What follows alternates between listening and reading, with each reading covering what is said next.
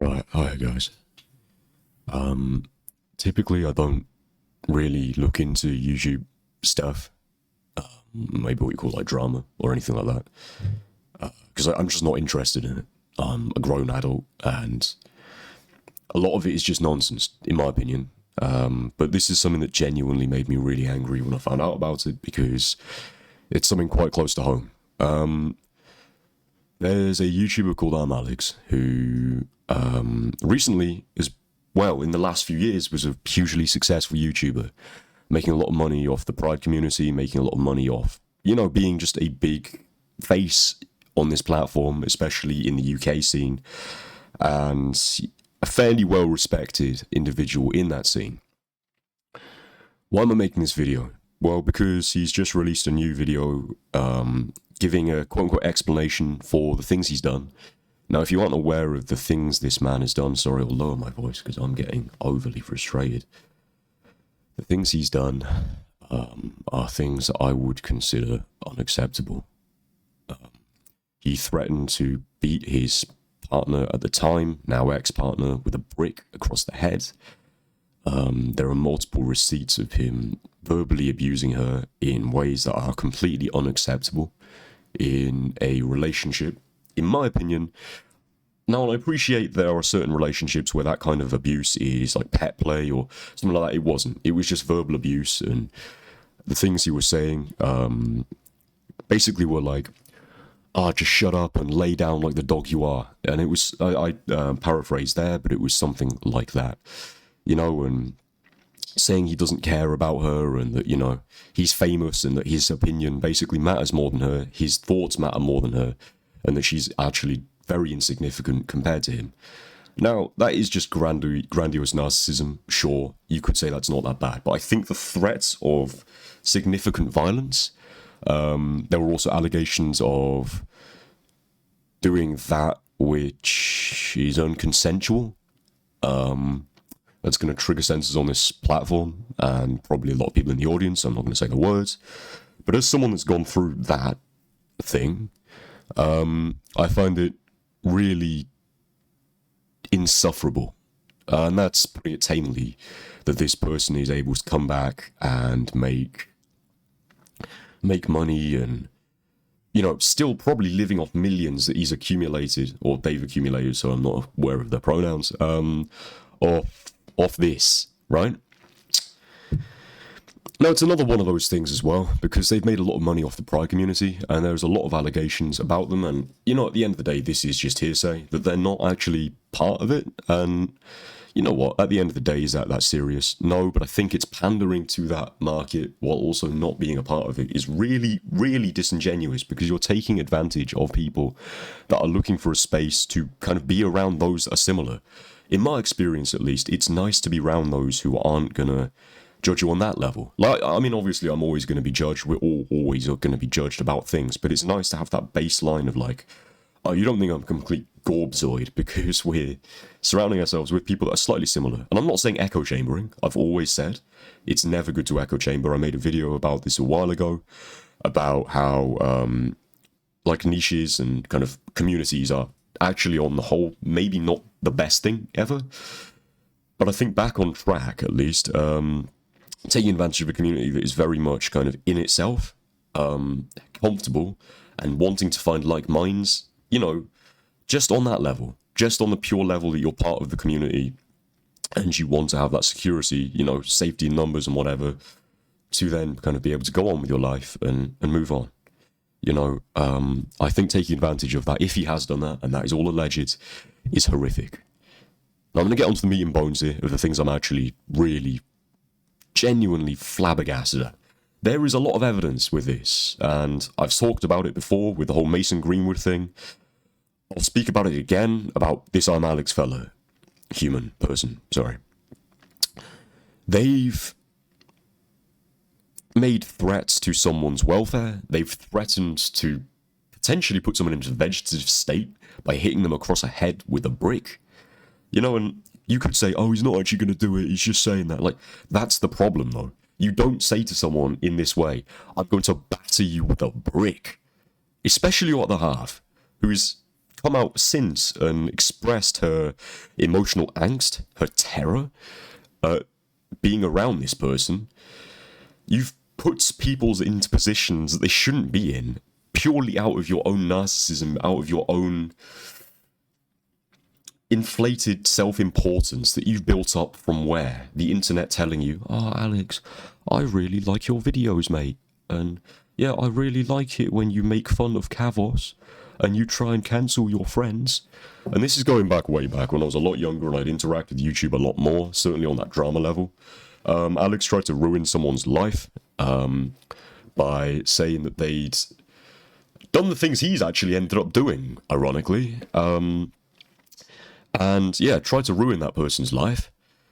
And it's so ironic how you can go about and kind of be this white knight, this person that's calling out this wrong action and passing judgment on things. And I think it's so upsetting that we're in this position now where this has come out and it's so obvious what he's done.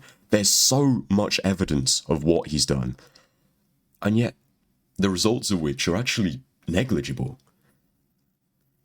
Should he be in prison for this stuff? In my opinion, he should be. I don't understand how people can constantly just get away with this horrific stuff. Like, I've seen my mates go to prison. I've seen people I love, I care about, go to prison for much less than this, right? And, you know, I know the legal systems are far branch, it's far and wide.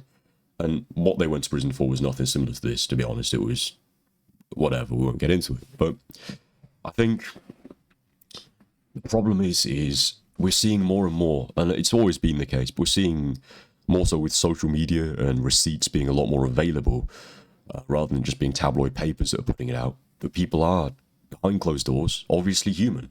And a lot of people are just fairly normal, but it's weird how many of these big personalities coming out, getting exposed, getting caught for doing things that are most evil, and they're able to just walk away from it like nothing happened. They're able to continue their lives, and maybe they won't have the same spotlight on them, but it's the fact they're given a second chance, which so many people who aren't fortunate enough aren't. They're sent straight to prison, and then they're in the cycle.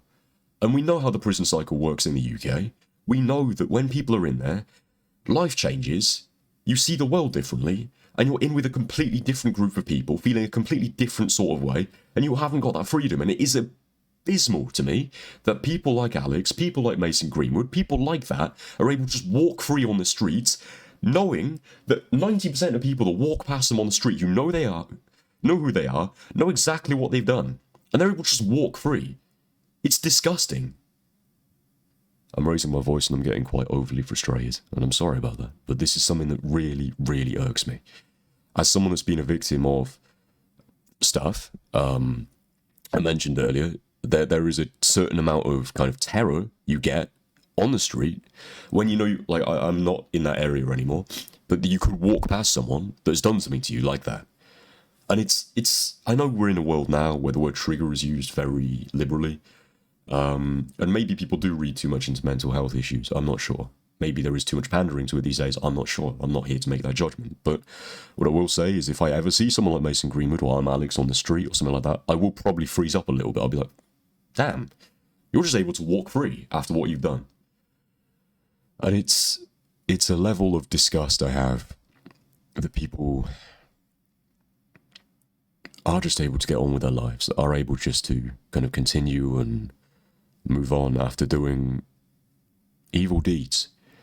And yeah, he's been ostracized, and yeah, his mates have said, oh, we don't like Alex anymore. And how much of that is a PR move, and how much of it was you using him for views because you knew what he was like behind closed doors? I'm sorry.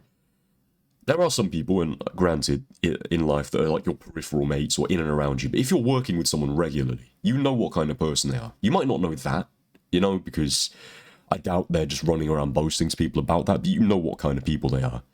And just because you're profiting off them, just because you're making money off them, and just because they're your business partner, doesn't mean that that's okay. And I'm not going to make this hit out that, his former colleagues, mates, group mates, housemates, and anything like that, because that's completely unfair. But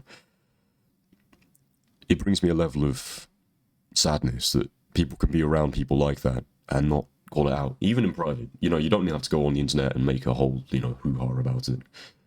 that's, you know, maybe something that should be dealt with in your own time. But it's disappointing that he's able to come back. They're able to come back, sorry, make money and crack on and be a free person in this world that so many aren't given that freedom. Never mind a second chance at that freedom, and still walk away with millions. And, you know, this is the depressing thing. People will forget. The sands of time move, you know. This will be yesterday's news again in a few days. This will be yesterday's news in a few months, and people will forget. And I just hope he isn't able to rebrand himself after that. You know, and I hope he gets less like this. I can't see that happening, because I am a firm believer that most people can't change. I've seen it time and time again. People say they're changing and they don't. I don't know. It's a tough one. It's a frustrating one, and yeah. I don't know. I wish nothing for that person. I hope they get deplatformed, and yeah, I hope they at least do something with this second chance they've very clearly been given for some reason. But yeah, bit of a rough one. Sorry about that. On a positive note, I really appreciate the love and support I got in the last video. That was really nice. A lot of really useful comments, and I have, thanks to whoever was talking to me about microphone stuff, I have tried to make the audio better on this one, so cheers, thanks. I'm really sorry, I got worked up there. But yeah, if you enjoyed this, which you probably didn't, but yeah, do the YouTubey stuff, and yeah, in the next one I promise I'll be less worked up. We'll be talking about something nicer again, but yeah, what's that? Cheers.